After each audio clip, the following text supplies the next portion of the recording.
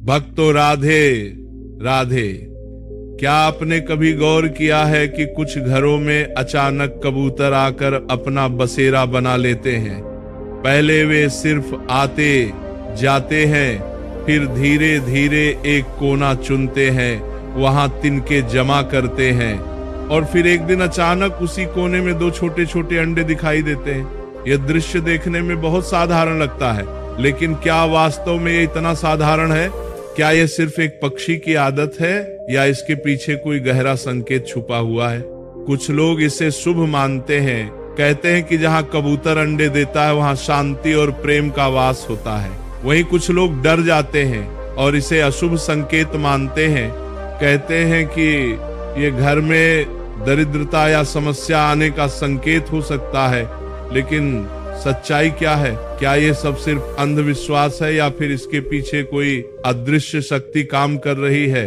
आज की इस कथा में हम इसी रहस्य को गहराई से समझने की कोशिश करेंगे, लेकिन सीधे उत्तर देने के बजाय हम इसे एक ऐसी कहानी के माध्यम से जानेंगे जो आपके दिल को छू जाएगी और आपकी सोच बदल देगी। बहुत समय पहले की बात है।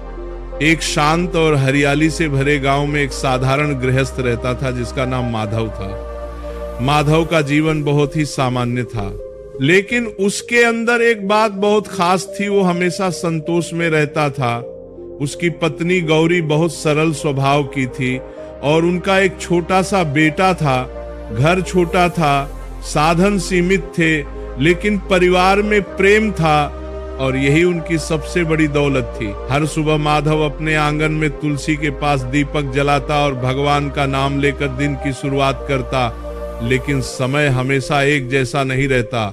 धीरे धीरे उसके जीवन में भी कठिनाइयां आने लगी। खेत में फसल कम होने लगी, खर्च बढ़ने लगा और मन में चिंता का बोझ भी बढ़ने लगा। एक दिन की बात है, जब माधव शाम को घर लौटा तो उसने देखा कि उसके घर की छत के एक कोने में कुछ तिनके पड़े हुए हैं। पहले उसने ध्यान नहीं दिया, लेकिन अगले दिन देखा कि वहां एक कबूतर बैठा है। फिर कुछ ही दिनों में दो कबूतर आने लगे और उन्होंने वहीं घोंसला बना लिया। गौरी ने मुस्कुराते हुए कहा, लगता है हमारे घर को भी किसी ने अपना घर समझ लिया है। माधव ने भी हल्की मुस्कान के साथ कहा, शायद ये हमारे घर की शांति से आकर्षित हुए हैं। कुछ दिनों बाद जब गौरी ने देखा कि उस घोंसले में दो अंडे हैं, तो उसके मन में एक अजीब सा भाव आया, खुशी भी और हल्की चिंता भी। उसी समय पड़ोस की एक बुजुर्ग महिला आई और बोली, बेटी ये ठीक नहीं है। कबूतर का अंडा घर में हो तो कई बार परेशानी बढ़ जाती है। ये सुनकर गौरी थोड़ी घबरा गई, लेकिन माधव ने उसे समझाया कि हर बात पर विश्वास करना सही नहीं होता।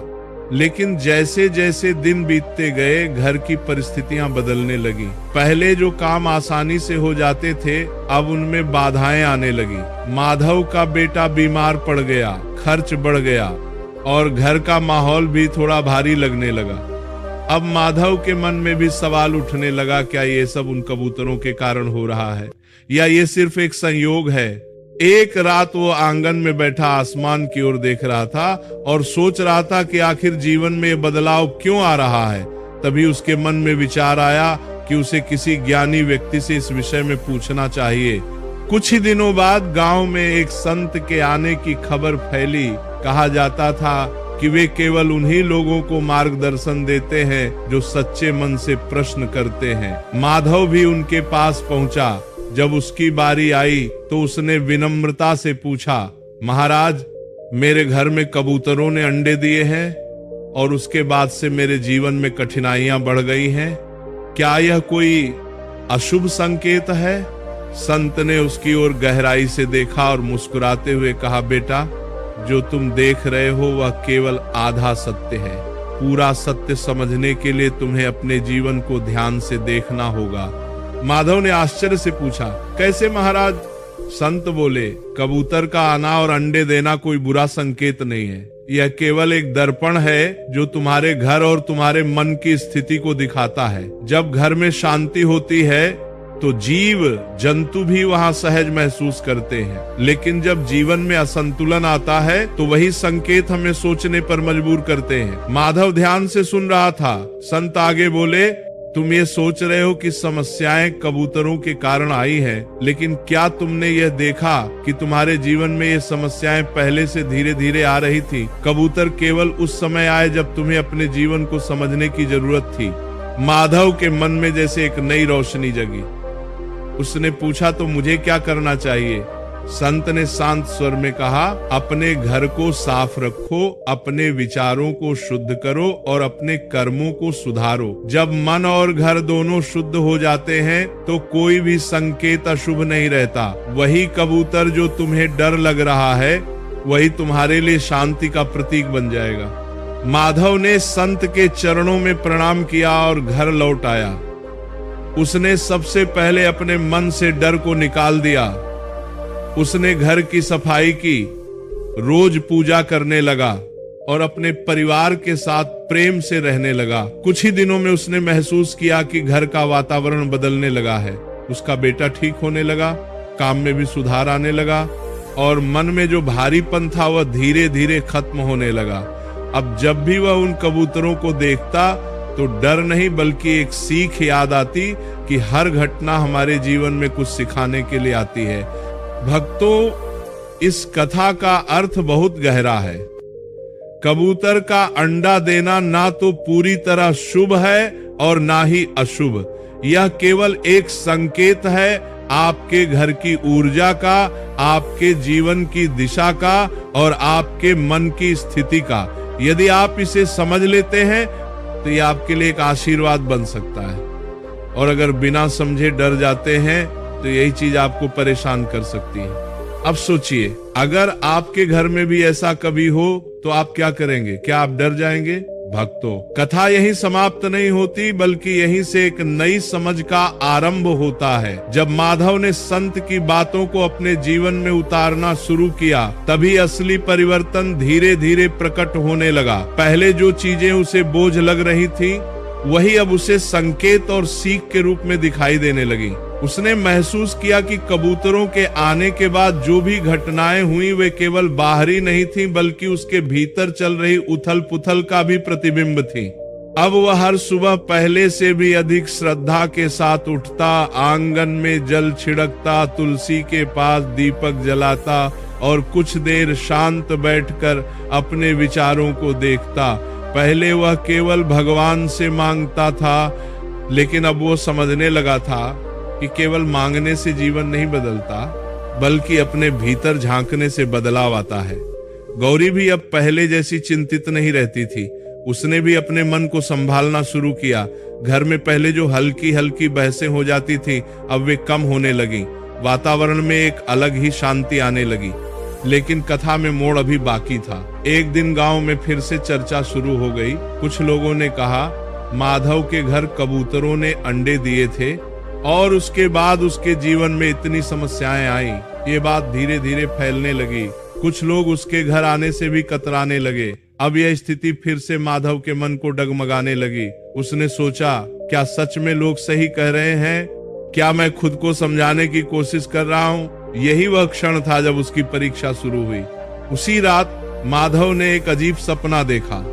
उसने देखा कि वही कबूतर उसके सामने आकर बैठा है और उसकी आंखों में सीधे देख रहा है। उस नजर में कोई डर नहीं था बल्कि एक गहरी शांति थी। फिर उसने देखा कि वही कबूतर उड़कर उसके घर के ऊपर मंडरा रहा है और धीरे धीरे पूरा घर उजाले से भर रहा है। अचानक उसकी नींद खुल गई। उसका दिल तेज धड़क रहा था, लेकिन मन में एक अजीब सा सुकून था। उसने महसूस किया कि यह केवल सपना नहीं था बल्कि एक संकेत था। अगले दिन वो फिर से उस संत के पास गया। इस बार उसके चेहरे पर डर नहीं बल्कि जिज्ञासा थी। उसने कहा, महाराज, मैंने आपके बताए अनुसार सब किया। मेरे घर में बदलाव भी आया, लेकिन लोगों की बातें फिर से मेरे मन को विचलित कर रही हैं। संत ने मुस्कुराकर कहा, बेटा, जब तुम सही रास्ते पर चलने लगते हो तो दुनिया तुम्हें परखती है। यह परख ही तुम्हारी सच्चाई को मजबूत बनाती है। याद रखो, सत्य वही है जो तुम्हारे अनुभव में आता है, ना कि जो लोग कहते हैं। माधव ने पूछा, लेकिन महाराज, क्या यह संभव है कि एक ही चीज किसी के लिए शुभ और किसी के लिए अशुभ हो? संत बोले, बिल्कुल संभव है। ये संसार दर्पण की तरह है, जो तुम्हारे भीतर होता है वही बाहर दिखाई देता है। अगर तुम्हारे भीतर डर है तो हर घटना तुम्हें डरावनी लगेगी। अगर तुम्हारे भीतर विश्वास है तो वही घटना तुम्हारे लिए आशीर्वाद बन जाएगी। कबूतर केवल एक माध्यम है, असली शक्ति तुम्हारे मन और कर्म में है। अब माधव पूरी तरह समझ चुका था। उसने निर्णय लिया कि वह अब किसी भी बाहरी बात से प्रभावित नहीं होगा। वह अपने अनुभव और अपने विश्वास पर ही ध्यान देगा। धीरे धीरे समय बीतता गया। कबूतर के अंडों से बच्चे निकले, वे बड़े हुए और एक दिन उड़ गए। लेकिन उनके जाने के बाद भी घर में जो शांति और संतुलन आया था वो बना रहा। कुछ महीनों बाद गांव के वही लोग जो पहले डरते थे, अब आश्चर्य से माधव के घर को देखने लगे। उसके खेत में फसल अच्छी होने लगी, उसके घर में खुशहाली लौट आई और सबसे बड़ी बात, उसके चेहरे पर एक अलग ही संतोष झलकता था। अब लोग उससे पूछने लगे, तुमने ऐसा क्या किया? माधव मुस्कुराकर केवल इतना कहता, मैंने अपने मन को बदल लिया। भक्तों, यही इस कथा का सबसे बड़ा रहस्य है। हम अक्सर बाहरी घटनाओं को ही अपने सुख दुख का कारण मान लेते हैं, जबकि असली कारण हमारे भीतर होता है। कबूतर का अंडा देना केवल एक संकेत है। ये आपको ये दिखाता है कि आपके जीवन में क्या चल रहा है। ये आपको डराने नहीं बल्कि जगाने आता है। कई बार भगवान हमें सीधे आकर कुछ नहीं बताते, बल्कि संकेतों के माध्यम से समझाते हैं। ये संकेत प्रकृति के रूप में हो सकते हैं, किसी घटना के रूप में हो सकते हैं, या किसी जीव के माध्यम से भी हो सकते हैं। लेकिन उन्हें समझना हमारे ऊपर निर्भर करता है। अगर हम उन्हें गलत नजर से देखते हैं तो वे हमें डराते हैं, और अगर सही नजर से देखते हैं तो वही संकेत हमें आगे बढ़ने का रास्ता दिखाते हैं। अब जरा सोचिए, अगर आपके घर में भी कभी ऐसा हो तो आप क्या करेंगे? क्या आप तुरंत डर जाएंगे और उसे हटाने की कोशिश करेंगे, या फिर शांत होकर ये समझने की कोशिश करेंगे कि ये आपको क्या सिखाने आया है? यही निर्णय आपके जीवन की दिशा तय करेगा। कथा अभी और गहराई में जाएगी, क्योंकि हर संकेत के पीछे कई परतें होती हैं, वास्तु, ऊर्जा, कर्म और भाग्य की। आगे हम जानेंगे कि अलग अलग परिस्थितियों में कबूतर का आना और अंडे देना कैसे अलग अलग अर्थ रखता है, और कैसे ये आपके जीवन की आने वाली घटनाओं का सूक्ष्म संकेत बन सकता है। भक्तों, लेकिन क्या सच में कहानी यही खत्म हो जाती है? नहीं, क्योंकि जीवन के संकेत कभी एक परत में नहीं आते। वे बार बार आते हैं, अलग अलग रूप में आते हैं, ताकि इंसान समझ सके कि उसे क्या बदलना है। माधव की जिंदगी में शांति आने के बाद लगभग 1 वर्ष बीत चुका था। सब कुछ ठीक चल रहा था, लेकिन एक दिन फिर वही घटना हुई जिसने उसे दोबारा सोचने पर मजबूर कर दिया। सुबह जब वो आंगन में झाड़ू लगा रहा था, उसकी नजर फिर उसी कोने पर गई, और इस बार उसने देखा फिर से कुछ तिनके जमा होने लगे हैं। उसका दिल एक पल के लिए रुक सा गया। उसने धीरे धीरे ऊपर देखा और वहां फिर एक कबूतर बैठा हुआ था। इस बार स्थिति अलग थी। पहले जब कबूतर आया था तब माधव के जीवन में समस्याएं थी, लेकिन अब सब ठीक था। तो उसके मन में एक नया सवाल उठा, अब ये क्यों आया है? उसने इस बार डर महसूस नहीं किया, बल्कि जिज्ञासा महसूस की। वह मुस्कुराया और धीरे से बोला, अगर तुम फिर आए हो तो जरूर कोई नया संदेश लेकर आए हो। कुछ ही दिनों में फिर वही हुआ। घोंसला बना और उसमें 2 अंडे रखे गए, लेकिन इस बार जो बदलाव हुआ वो पहले से बिल्कुल अलग था।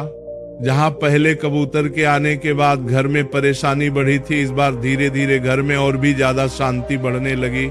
माधव के काम में और तरक्की होने लगी। गांव के लोग जो पहले उसे नजरअंदाज करते थे, अब उससे सलाह लेने आने लगे। उसके बेटे की पढ़ाई में मन लगने लगा और उसकी पत्नी गौरी के चेहरे पर एक अलग ही संतोष दिखाई देने लगा। अब माधव को समझ आने लगा था, संकेत वही है, लेकिन उसका अर्थ बदल गया है। एक शाम वो आंगन में बैठा था और कबूतर अपने अंडों पर बैठा था। माधव ने उस दृश्य को ध्यान से देखा और उसके मन में अचानक एक गहरी बात आई। पहली बार जब ये आए थे तब मैं डर गया था, मैंने बाहर को दोष दिया था। इस बार जब ये आए हैं मैं शांत हूं और अब सब अच्छा हो रहा है। मतलब बदलाव कबूतर में नहीं, मुझ में आया है। यही वह क्षण था जब माधव को जीवन का सबसे बड़ा ज्ञान मिला। अगले ही दिन वह फिर संत के पास गया। इस बार उसके चेहरे पर सवाल नहीं था बल्कि एक अनुभव था। उसने कहा, महाराज, अब मैं समझ गया हूँ, लेकिन मैं चाहता हूँ कि आप इसे शब्दों में बांध दें ताकि मैं इसे और लोगों तक पहुँचा सकूं। संत मुस्कुराए और बोले, बेटा सुनो, जब पहली बार कबूतर आया तब वह तुम्हारे जीवन की कमजोरी दिखाने आया था, और जब दूसरी बार आया तब वह तुम्हारी शक्ति दिखाने आया है। संकेत हमेशा एक जैसे होते हैं, लेकिन उनका फल इस बात पर निर्भर करता है कि तुम्हारा मन कैसा है। माधव की आंखों में चमक आ गई। संत आगे बोले, अगर तुम्हारा मन अशांत है तो छोटी सी घटना भी तूफान बन जाती है, और अगर मन शांत है तो बड़ा तूफान भी एक हल्की हवा जैसा लगता है। कबूतर ना शुभ है ना अशुभ, वह केवल एक दूत है जो तुम्हें तुम्हारा ही सच दिखाता है। दूत है प्रति सचादि। अब माधव पूरी तरह बदल चुका था। वो गांव लौटा और उसने ये ज्ञान धीरे धीरे लोगों को समझाना शुरू किया।